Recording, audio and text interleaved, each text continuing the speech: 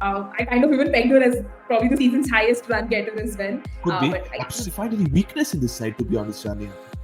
no, You have a problem when it comes to picking the best 4 overseas because you absolute value add to have in any team. I'll honestly say RCB is very, very strong. So I'm sure.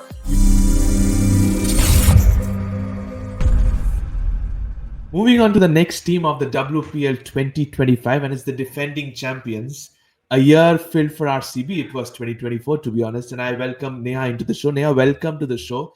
Before I move on to the upcoming season, which is in 2025, I just want to go back to 2024 and ask your reactions on the finals day. How was it when you finally saw RCB lifting a trophy? It was not for the men's. We were close to the men's as well, but eventually it happens for the women's before.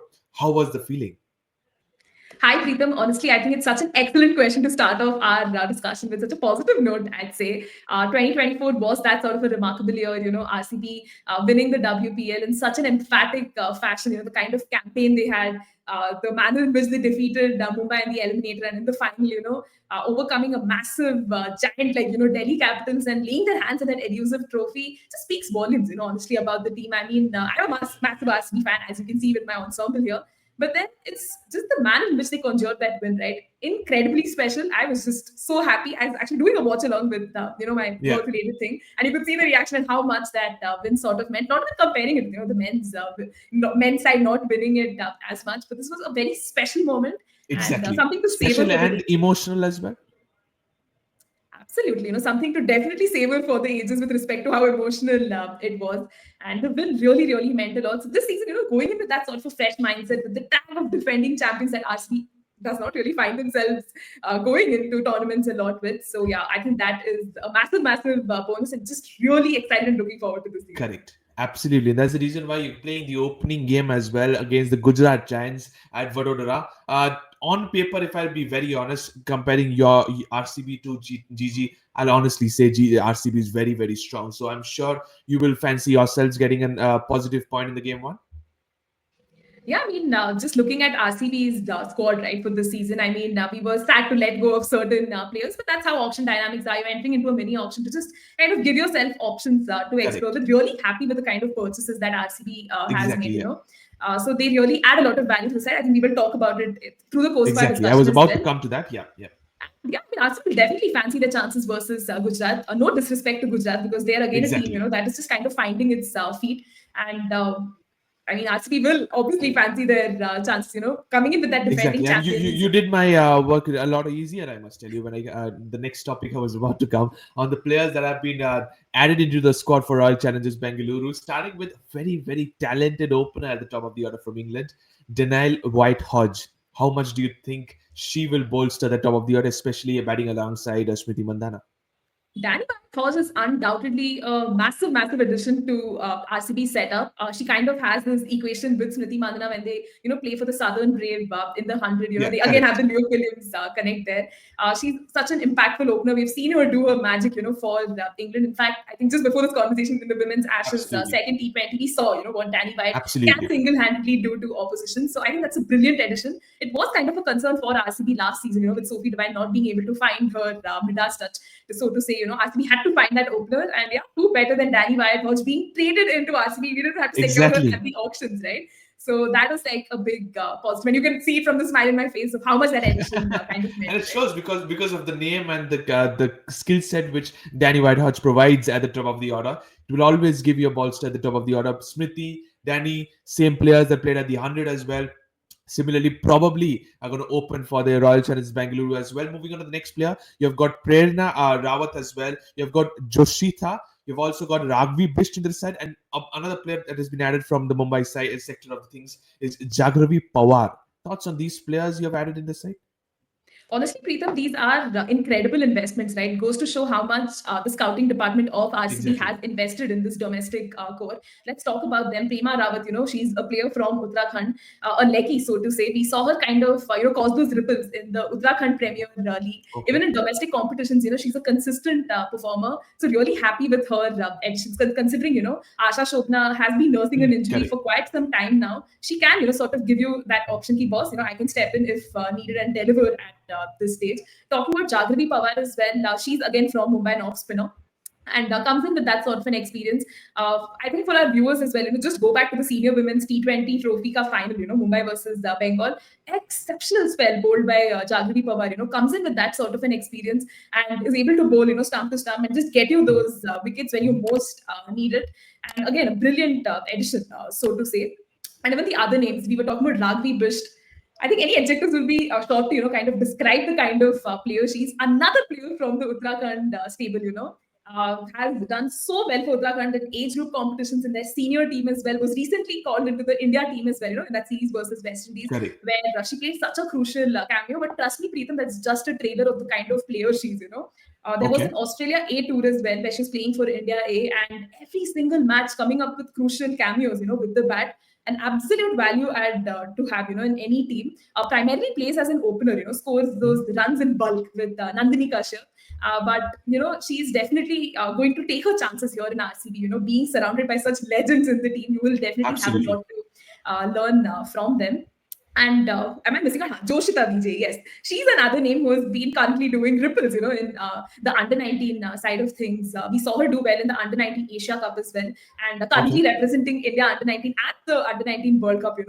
Man, she's such a beautiful bowler. The kind of in swinging In delivery swingers. she Yeah. has, and just her run up and everything. Such a potent pace option that RCB has invested in. Biju George, he's a coach, and he's Mhm. also spoken very highly about the kind of caliber and potential this young girl has. So I'd say RCB's purchases have been really good, very well thought about, because abhi the next season is going to be the mega auction, and kind of investing in these domestic stars and having them as a core, I think will definitely augur well for RCB. How they come into the playing level is, I think, a discussion for Exactly. another That is day. something you need to be looked into. But yes, so many promising players I've heard from you, which means that RCB has done a very good scouting and investment on these players. Started with Danny White, ended with so many domestic talented players. Moving on to the captain herself, Smriti Mandhana is going to be leading the side from the front once again. But if I speak lately about the international Smriti Mandhana for India, I honestly think she's not been at her peak. You can say at her best, but not at her peak, to be honest, because in terms of giving away dismisses is what I think. A little bit of getting starched, but not converting it into a big one, especially against West Indies is what I thought. But similarly, once you come back, her mojo with the likes of Pratika Rawal at the top of the order has been just sensational, to be honest, for India. Your thoughts? Do you disagree first of all? Because your reaction said so. What's your thought? What's your thought on that? Yeah, sorry, Preetham, got to disagree a little bit there with you, because I think 2024 was such a magnificent year for Smriti Mandhana across formats. She was an absolute beast in ODIs. Scoring those 4 centuries, looking in. She was actually in her purple patch. So to say. In the T20 side of things, yes, there were a few letdowns here and there. Exactly. Say the T20 World Cup that happened, we kind of did expect her, be that sort of a senior player, take the onus and lead from the front. But the campaign at large for India was just very disastrous. So I mean, can't really place a blame on someone and make her the scapegoat. But in whatever little we've seen, she's been in great form, Preetham, scoring those runs for India. I know a lot of critics probably, in the comment section will, come at me like, "Why did she scored in those ICC matches and all of that?" But she's a clutch player. Trust me, we've And seen her that is score. true. That she's no doubt Yeah. about that. But I just come out of RCB and just wanted to ask you this question. I've asked this previously as well. Shifali Verma has been dropped from the squad, and now you have Pratika Rawal scoring runs in bulk. Do you see Shifali coming back, or she has to work really hard to take the spot of Pratika Rawal? Honestly, Preetham, this is one of those happy problems we have, both batters doing so well. I mean, in all fairness, with the way Pratika Rawal has been performing, I think it's fair to, continue having her in the side, because she has Absolutely. not done no wrong, right? And the moment you drop a young player who has done well, it really shows, it reflects Correct. very poorly on the team selection and even the management at large. And Shefali Verma, to her credit, has actually gone back to the domestic side of things, worked on her game. So it's not like she's entirely out of contention or doesn't deserve a spot in the Indian 11. But right now, just looking at the scheme of things, probably in the ODI setup, it's difficult for her to make a comeback. But I think she's an option that can still be considered for the T20 side of things, Okay. because when you compare Shefali and Pratika's game in formats, Pratika is more suited for your longer formats with Correct. ODIs and all of that. Shefali can be used in T20s as well. But I think one thing that's going to work well for Shefali is the fact that she's a part of the WPL. She will play for Yeah. Delhi Capitals and will have, an opportunity for her talent to be spotlighted and for a lot of people to see. Exactly. But Pratika Rawal Pratika unfortunately doesn't. doesn't have a team. Exactly. That is Exactly. very shocking to hear. But yes, she doesn't have a team in the WPL. Maybe a niggle comes into occasion. She gets an opportunity in one of the sides, probably. But moving on to the players to watch out for, and for RCB, every single player is a match winner. But it was difficult for me to choose 5 of them. I've gone for Smriti Mandhana, Elise Perry, Sophie Devine, Shriyanka Patil, and Renuka Singh Thakur are my 5 players to watch out for. Your takes, please. Yeah, Preetham, in all fairness, they definitely look like good choices. I mean, Priti Madana, again, any adjectives will fall short to describe the kind of captain she is, the kind of batter she is. I think RCB will hope for her to, continue that sort of a purple patch and Correct. deliver once again. I kind of even pegged her as probably the season's highest run getter as well. Could But be. Absolutely. Yeah. yeah, that's a prediction probably for later. And the other players you mentioned, Eddie Sperry, again, an X factor to the team. We've seen her time and again weave magic with the ball, do her thing with the bat, smash So glasses. how badly do you want exactly? How badly do you want her to smash a glass so that it guarantees a trophy for you? Preetham, I wouldn't complain if she does it again. She has already she's already broken the proverbial glass ceiling, so to say, in women's cricket, and her repeating her antics is something I think we as fans definitely won't complain. So Ellie Sperry is again player to watch out for.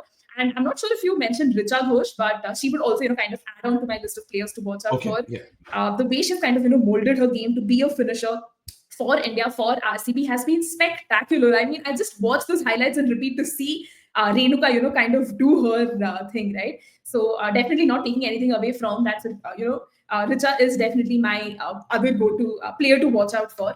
And with the likes of Renuka Singh Thakur as well, I didn't include her in my list, but I'll probably take it on nonetheless. For RCB, however, she's not had the best of the possible outings. So I hope this season she can kind of prove all of us wrong. And we are following a caravan model this time in WPL. So it's happening at 4 different venues. So I hope if there are at least some swinging, seeming conditions that could favor her, that would really be great to see. And then Sophie Devine for that matter. Honestly, Preetham, she is such a great player. We've seen her ply her trade across franchise, cricket and tournaments, but somewhere her performance has been a slight letdown. You can have a look at the 100, you can have a look at the WPBL, and even for But has been neutral a World cricket, Cup champion recently. has been a World Cup champion, but her performances in particular have been a Correct. notch Correct. disappointing. Absolutely. So Be it with the I think ball, be it with the bat. Apart from that one game versus India in the World Cup, I think the apart from she has been a little bit here and there, and I absolutely blows agree on with and good. you. But Yeah. players to watch out for looks good. But what about RCB as an overall? When you talk about strength, it's the opening at the top of the order, destructive middle order. I don't find any weakness in this side, to be honest, Anya. No, Preetham rightly pointed out there. I mean, as a fan, I would like to, sit in this key, boss, our strengths are good. We have a solid opening combination. The middle order looks formidable. We have a good finisher as well. But just looking at the bowling department side of things, see, we have Shriyanka Patil who's coming off Correct. of an injury. So will she be immediately able to adapt and get you those wickets? Look at WPL 2024. She took her time to, settle in. It was only in the Delhi leg, she started finding her groove and, got you those wickets. Asha Shobna herself is returning from injury. So again, is she WPL fit? Is she international cricket fit?